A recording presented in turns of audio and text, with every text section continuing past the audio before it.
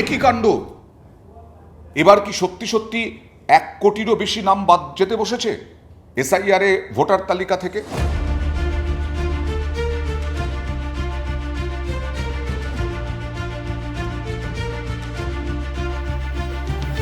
গতকাল প্রথম তালিকা প্রকাশ হয়েছে। গতকাল প্রায় 5.5 লক্ষ নাম বাদ গেছে।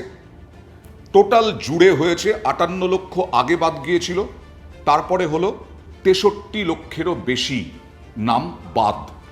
প্রায় 63,60,000 নাম বাদ, আর 60 লক্ষ নাম বাকি আছে নথি যাচাই। এই নামগুলো সব সাপ্লিমেন্টারি লিস্ট করে করে বেরোবে। এবং আপনাদের আবারও মনে করিয়ে দিই, মনোনয়নপত্র জমা দেওয়ার শেষ দিনেও সাপ্লিমেন্টারি তালিকা প্রকাশ করা যাবে, কিন্তু সেই তালিকায় যদি নাম না থাকে তাহলে সেই ভোটারের আর কিছু করার থাকবে না। এবার কেন বলছি যে এরকম আশঙ্কা হচ্ছে 1 কোটিরও নাম বাদ যেতে পারে? কারণ শুভেন্দু অধিকারী, বিরোধী দলনেতা শুভেন্দু অধিকারী এর আগেই হুঁশিয়ারি দিয়েছিলেন যে 1,20,00,000 নাম, 1,20,00,000 নাম বাদ যাবে, 1,20,00,000 নাম বাদ যাবে। আর আজকেও ঘুরিয়ে ফিরিয়ে সংখ্যাটা বলেননি, কিন্তু তিনি বলেছেন সংখ্যাটা যেদিকে যাচ্ছে সেটাই বলেছিলেন তিনি। কেউ ভিসা করে এসছে আর ফিরে যায়নি, আর অনেকেই ভিসা না করে খোলা 540 কিলোমিটার ঢোকাচ্ছে, শেষ করে দিচ্ছে। বিহারে যদি 50 লাখ বাদ যায়, এখানে 1,25,00,000 বাংলাদেশি মুসলমান আর রোহিঙ্গা বাদ যাবে। আমি কতবার ভোটে লড়েছি জানেন? বিধানসভায় 4 বার, লোকসভায় 3 বার। যোগ বিয়োগ করুন, তাহলে বুঝতে পারবেন অভিজ্ঞতার ভিত্তিতে বলেছি যে মৃত ভোটার, ডবল ট্রিপল এন্ট্রি, ভুয়া এবং বাংলাদেশি মুসলিম অনুপ্রবেশকারী রোহিঙ্গা এরা থাকবে না, থাকবে না, থাকবে না। সংখ্যাটা যা হওয়া উচিত সেই দিকে যাচ্ছে। অর্থাৎ শুভেন্দু অধিকারীর আবার হুঁশিয়ারি। আর এখানেই চর্চার বিষয় যে গতকাল পর্যন্ত 63 লক্ষেরও বেশি নাম বাদ গেছে, প্রায় 63.5 লক্ষ, তারও বেশি। এবার 60 লক্ষ নাম, যেগুলো নথি যাচাই করছেন বিচারকরা, ইতিমধ্যেই কাজ করে চলেছেন তারা, তাদের নামের তালিকা থেকে সাপ্লিমেন্টারি তালিকা প্রকাশ হবে। সেই 60 লক্ষ মানুষের নথি যাচাইয়ে বিচারকরা ইতিমধ্যেই ব্যস্ত। ঠিকঠাকভাবে নথি না দেওয়াতে বাদ যেতে পারেন। তাহলে কি 60 লক্ষের মধ্যে 50 লক্ষ নাম বাদ যেতে পারে? তাহলেই তো 1,20,00,000 নাম বাদ যেতে বসেছে বলা যাবে। 1,20,00,000 যদি 40 লাখও হয়, 60 লক্ষের মধ্যে যদি 40 লক্ষ নামও বাদ যায়, তাহলেও 1 কোটিরও বেশি নাম বাদ।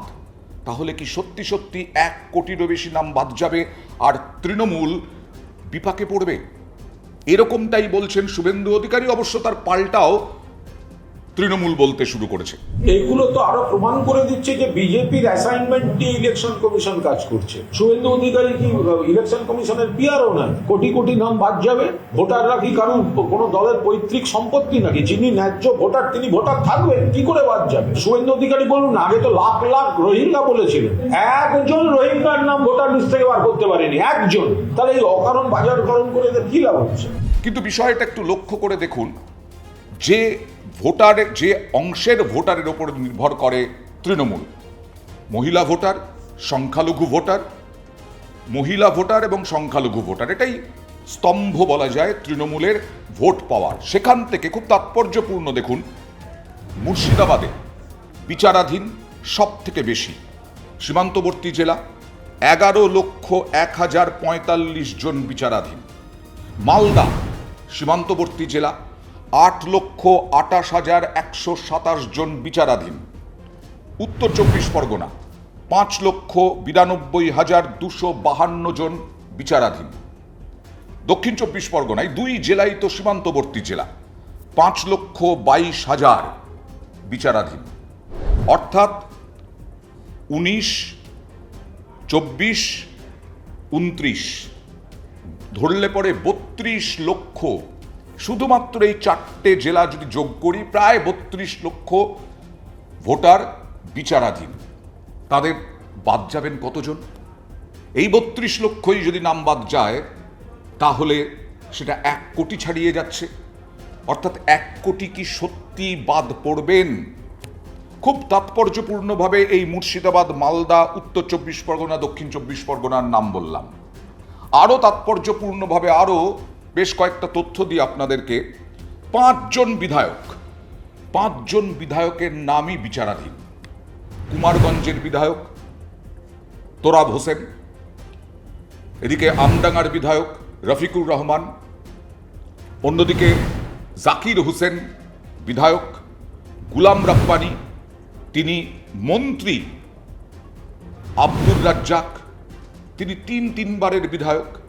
এই বিধায়করা নাকি সমস্ত নথিপত্র ঠিকঠাক করে জমা দিয়েছিলেন, তারপরেও তাদের অ্যাডজুডিকেশনে রাখা হয়েছে, অর্থাৎ বিচারাধীনে নাম রয়েছে।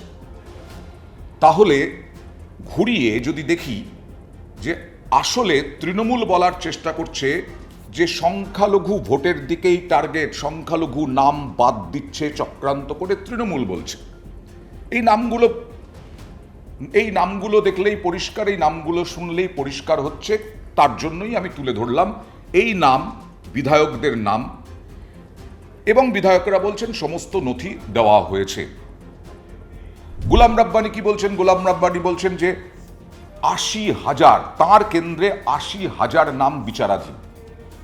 তিনি বলছেন যে আসলে আমাদেরকে হারানোর জন্যই, গোলাম রাব্বানী বলছেন তাকে হারানোর জন্যই বা তৃণমূলকে হারানোর জন্যই এই নাম বিচারাধীনে রয়েছে। তো বাদ চলে গেল না, বড় বাদ ইলেকশন কমিশন করে দিচ্ছে, আমি বুঝতে পারছি না।